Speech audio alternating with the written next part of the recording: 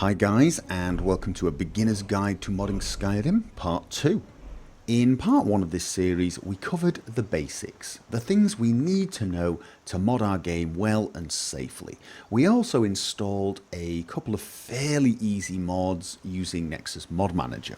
And in this video we're going to take it a little further. We're going to install some mods that really do improve the user interface, but they also add something that's going to be really helpful in tweaking and setting up a lot of the other mods that we're going to install. Now at the end of part 1 I did leave you a little homework. I wanted you to install the Skyrim script extender, or SKSE as it's known. There is a video showing you how to install this, and if for some reason you didn't do that, stop this video right now, go and watch that video and install SKSE. It really is essential. It's going to be used by the mods I'm showing you in this video, and it's going to be used by a lot of other mods that you're going to want to install. So the first mod I'm going to be installing is a user interface overhaul, and this is a mod that basically does exactly that.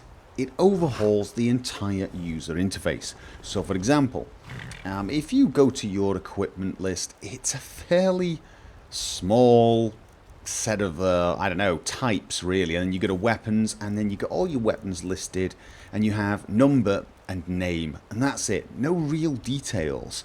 And the same is true for the spell interface. It's very basic indeed, with very little information. And then there's the favorites menu, which is a nice idea, but again, very little information. And if you use a lot of favorites, as I do, this list is unmanageable. So you can only really have about 12 things on this list, which, if you play Skyrim for any amount of time, you'll know is not easy to keep. I mean, it's really hard to have so few favorites. You'll end up with loads of potions, loads of spells, loads of different weapons, and you like to switch between them rather quickly without having to go through all the different menus. So let's compare that with SkyUI. Let's have a look at the inventory now. As you can see, a massive difference.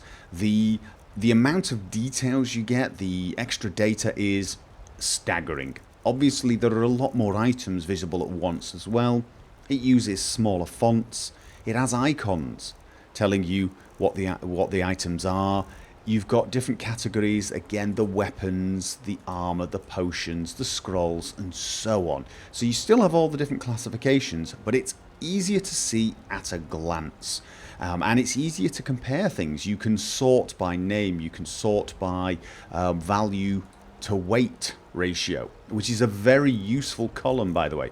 As you can see here, I've got damage, weight, value, value per weight, but I can actually change which columns get shown by clicking on this icon here. So for example, let's add material. Now I can see the material is wood, iron, daedric, and so on. Very useful. You can choose which you want and which you don't, and you even have the option to filter. So if I want to filter only for glass items, there you go, I've got glass arrows. If I go along to my armors and filter for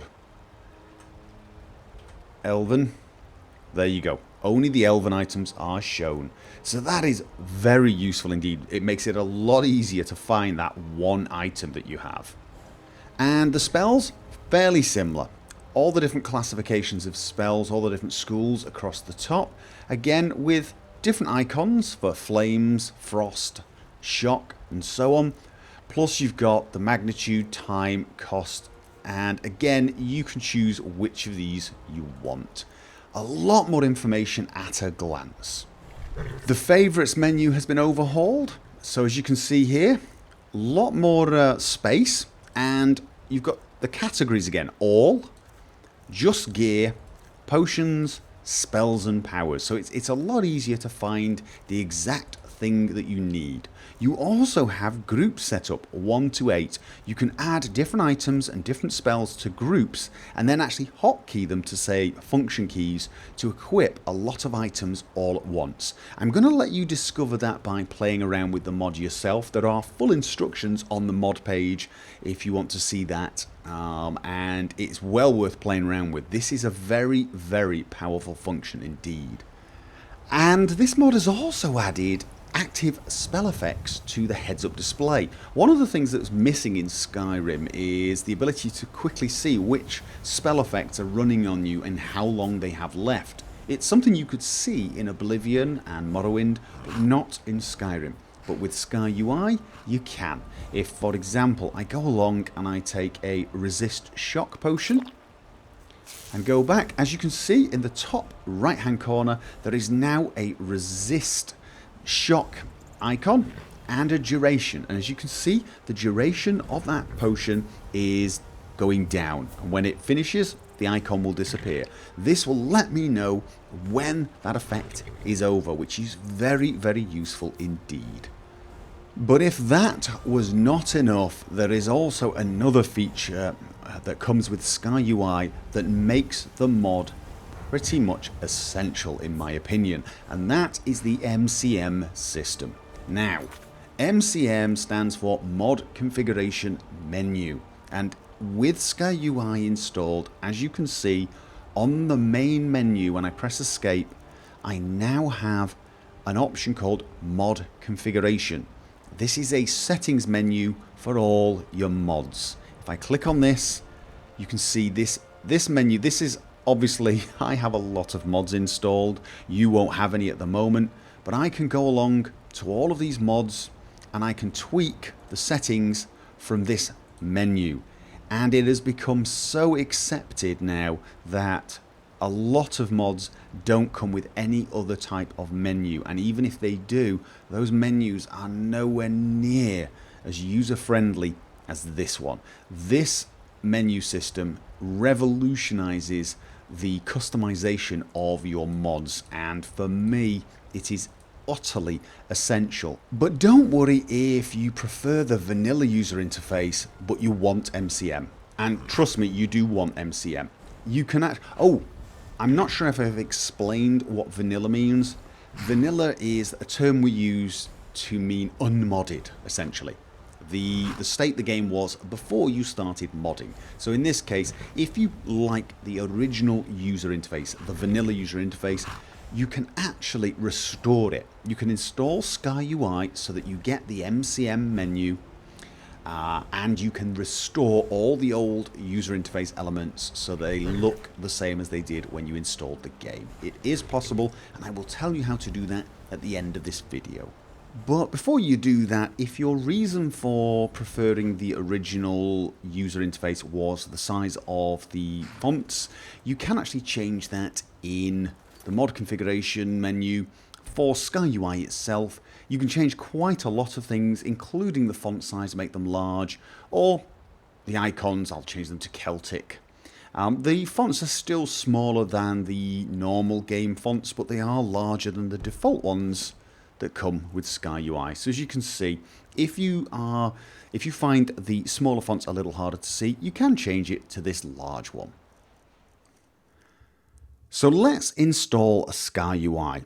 You're going to go along to the SkyUI page on Nexus and go to the file section. Click download with manager, and if Nexus mod manager is not already running, it will start up. If it's already running, it'll be added to your download manager, and once finished, that mod is added to your list of mods.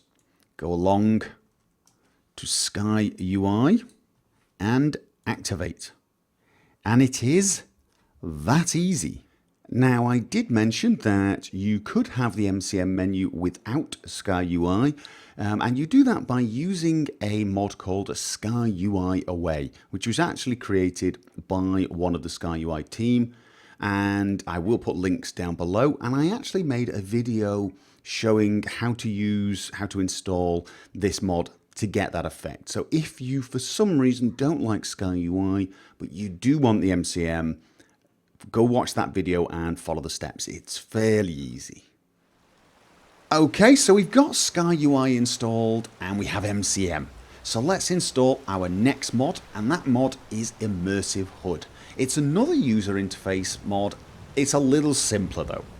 This mod attempts to hide all the permanent heads-up display elements, and those elements obviously are the compass and the crosshair. As you can see, I have no crosshair and no compass. However, if I press a key, there you have the compass. Press it again, it disappears.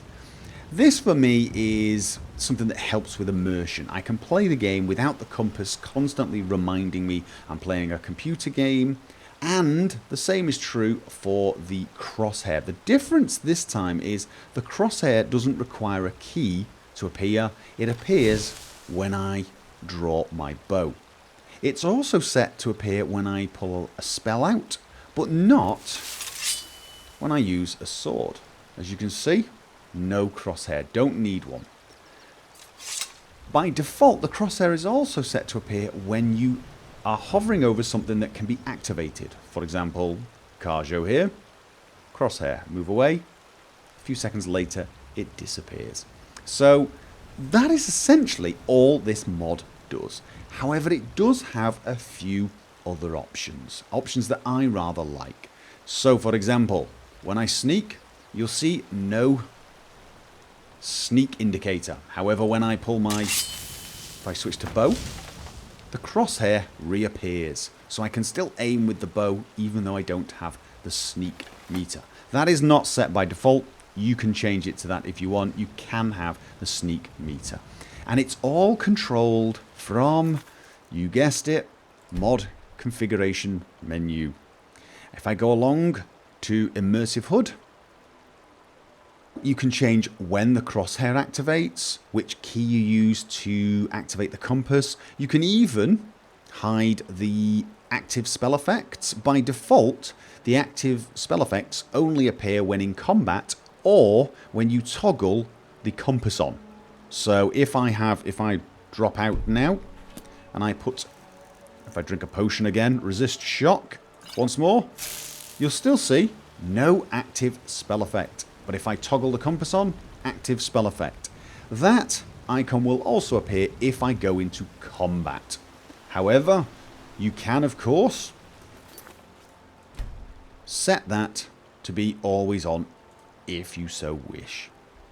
Other options include stealth indicator. You can hide it. You can even hide the enemy health indicator bar.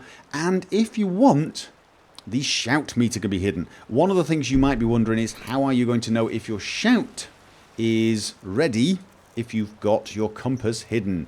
Don't worry. You still see the shout meter, which will appear and then fade once your shout is ready. So you still can see when you have a shout ready. And you can even change the transparency of each element. So for example, you can see my crosshair goes up to 150. I found 150 was the least transparent. So if I show you my crosshair, there you go. That is the least transparent you can get. If we go back to the compass, I've set that to 75, so that's not quite as visible. And the health and stamina bars I've set to about 70, so they are slightly less visible. You can change those to meet your own personal needs. Now, just to be completely open and honest, I should inform you that this is a mod I made, so of course I am biased towards it. So let's install Immersive HUD now. Go along to the Immersive HUD Nexus page, File section, and download with Manager on the latest version. Again, Nexus Mod Manager will either start up if you haven't got it running and add it to the download manager. Once it's done, it's added to your mod list and you find it eventually and activate. And there you go. Very simple. Now, if that all seemed pretty simple to install those two mods, it was. And the reason it's simple is because of MCM. Originally, when installing both of those mods, they had a little installer. You had to select several different options that would decide what the settings were in-game, and you could not change them in-game. You had to change them outside of the game and restart. Now, of course, you just install the mod. It's very simple indeed, and you change all the settings in-game. You can try them out, see which ones you like, and so on. Much, much simpler. One thing I would like to touch upon before we go is load order. Load order is quite simply the order in which plugins are loaded into the game. Plugins are either ESM files or ESP files. Technically, ESM files are master files and ESPs are plugins. However, for the point of this discussion, they're fairly similar. The only real big difference that you need to know is ESMs will be loaded before ESPs no matter what order you try to put them in. However, if you look at Nexus Mod Manager here, my plugins will load like this. Skyrim ESM will load first, Update ESM second, Dawnguard ESM third, and so on, all the way down the list. I highly recommend that you actually watch another video I did devoted to this subject. It is very important. It's a video devoted to load order and a tool called Boss. And Boss is a tool that will more or less do the load order for you as long as you pay attention. You should check it. You should know what it's doing just to make sure it hasn't made a mistake, because it is possible. Now, for your load order, you've probably only got the main ESM files, you've probably got the high-res texture packs, and you may have the mods I installed last time, which were the unofficial Skyrim patch, the Dawnguard patch, the Hearthfire patch, and the Dragonborn patch. Plus, you will now have SkyUI ESP and iHUD ESP. If you have not altered your load order from the order that I told you to install them, believe it or not, your load order is as it should be. Your load order will be exactly as it should be. iHUD probably at the bottom, SkyUI above it, and so on. If you've been messing around with the load order here, and you can do this, so for example, if I take the unofficial Skyrim patch and move it below those, you'll see it's there now. Don't do that. The load order for these unofficial patches, I didn't mention it in the last video, but the Skyrim patch should come first, then the Dawnguard patch, then the Hearthfire patch, then Dragonborn. You'll notice it's in the same order that the ESMs are in. Skyrim, Update, Dawnguard, Hearthfires, Dragonborn. That is the order. That is the order you should leave it in. It is possible you will get issues if you change the order of those. Okay, so if you want to know more about that, and you should, this is your homework for the next part, go off, watch the video on load order and the tool called Boss. You will, honestly, you will benefit from it. And that is about it for this video. Now, in this video, we've pretty much taken the last major step in acquiring the skills and tools we need to mod our game. Pretty much 99% of the mods you're going to find now, you're going to be able to install using the things I have shown you. And so what I'm going to be doing in the next few episodes is showing you the type of mods that you can be installing and the sort of things you should look out for and consider before installing absolutely every mod you find. The next couple of episodes I'm going to focus on textures and lighting, the more obvious mods that people tend to want. They've seen the game look a lot better than the vanilla game and they want to know how. So that's what I'm going to do in the next couple of episodes. But there are a lot of other mods as well. There are many mods that will change the way the game works, items, quests, content, and so on. So we've got a lot more to cover, but believe it or not, the actual skills that you need to install and use all of those mods, you already have. The rest, well, that's just about doing a little bit of research, using a bit of common sense, and just paying attention. But that is what we are going to do in the next several videos. You guys are more than welcome to join me for any of those videos, and I do look forward to hearing from you in those. But if you have any questions about this video, post them down below, leave them in the comment section, and I will do my best to read them and get back to you.